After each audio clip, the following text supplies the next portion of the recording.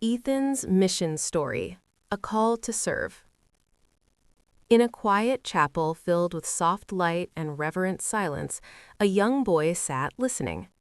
Sunlight streamed gently through stained glass windows, casting warm colors across wooden pews and polished floors. At the front of the room stood two missionaries, dressed in white shirts and ties, speaking with calm confidence about places far away and people they had come to love. Most listened politely, but the boy leaned forward. His eyes were fixed.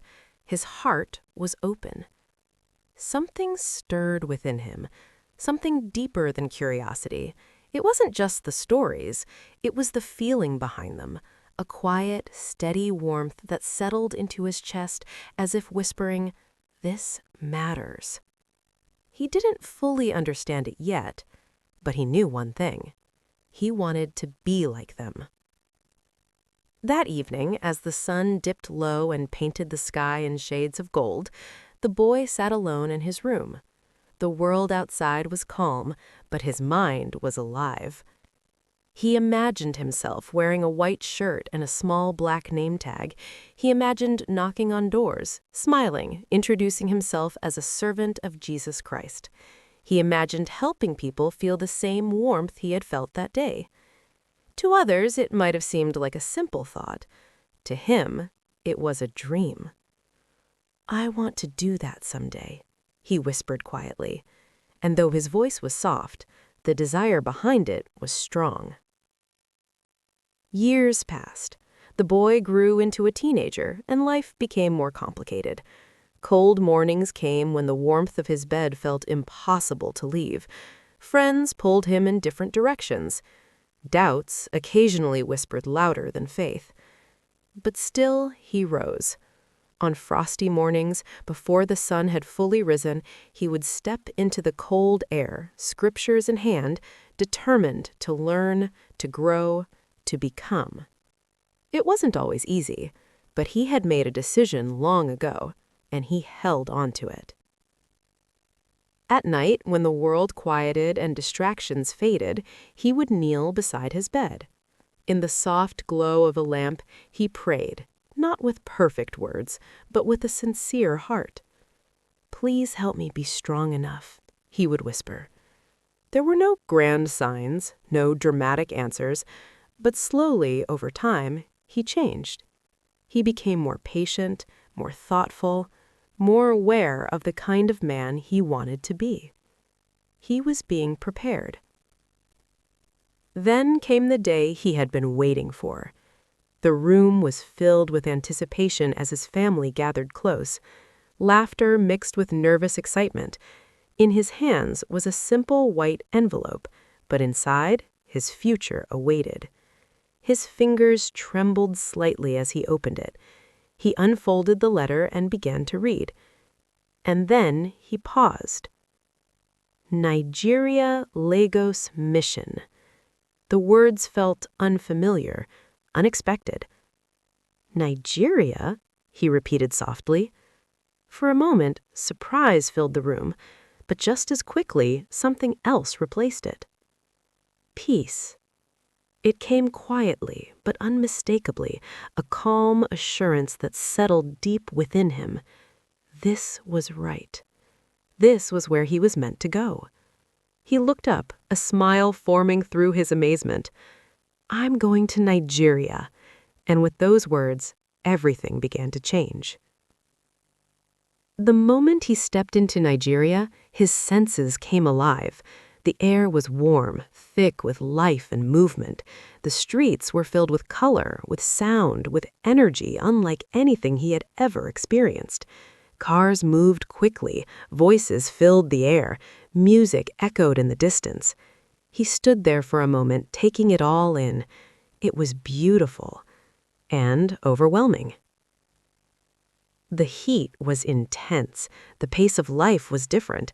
The language and accents sometimes blurred together in ways that made communication difficult.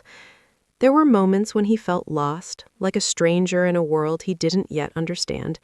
He wiped sweat from his brow, trying to adjust, trying to keep up. It wasn't easy. But then came the people. Smiles greeted him before words could. Hands reached out in welcome. Laughter broke through every barrier. His companion met him with warmth and patience, guiding him like a brother. Church members opened their homes and their hearts, treating him not as a stranger, but as family. And slowly, something shifted. He began to feel welcomed. Still, there were difficult days. Days when doors closed before he could finish speaking. Days when rejection felt personal. Days when exhaustion weighed heavily on his body and spirit. Standing outside a closed door one evening, he felt the quiet sting of discouragement. Was I doing enough? Was I making a difference? That night, he knelt again, in a small, simple room with sunlight filtering softly through the window. He prayed not with routine, but with out of need. And once again, strength came. Not all at once, but enough. Enough to stand, enough to try again. I didn't come here for comfort. I came here to serve. And so, he did. Day by day, he began to change. He laughed more freely. He listened more deeply. He loved more fully. Children ran alongside him in the streets, curious and full of joy. Their laughter became contagious, breaking down every remaining barrier. He found himself smiling more often, feeling more connected.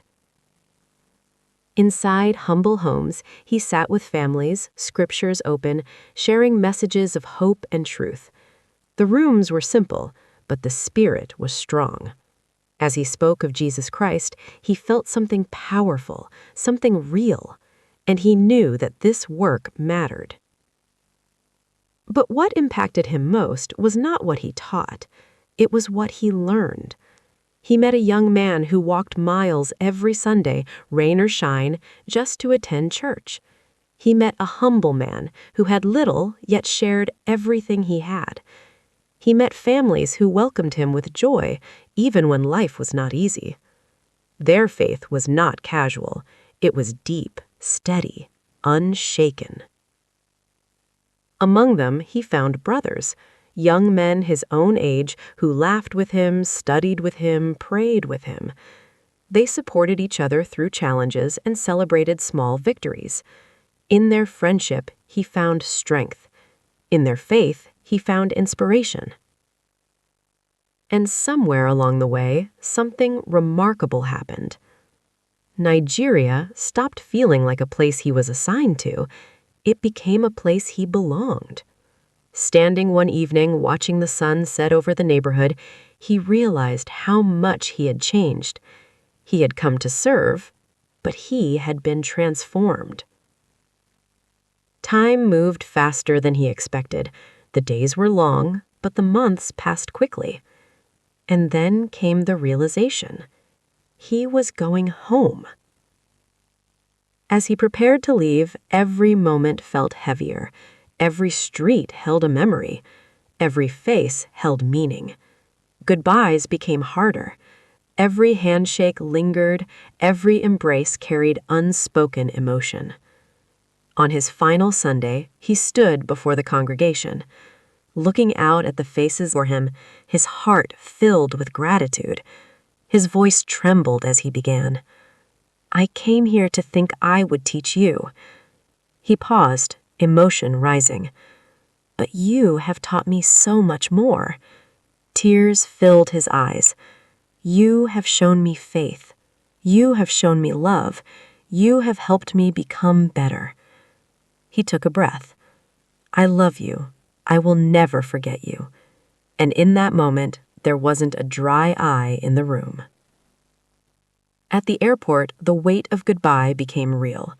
Friends gathered, laughter mixed with tears, memories were shared in hurried moments. One by one, he embraced them. Each hug felt like holding on to something he didn't want to lose.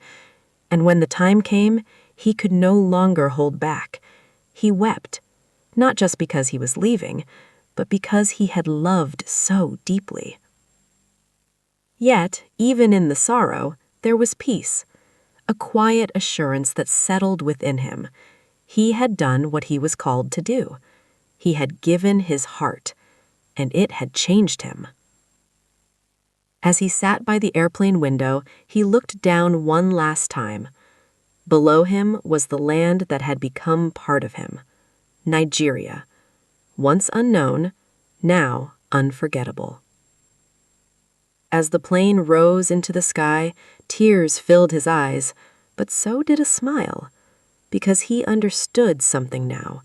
He had not just served a mission, he had become someone new.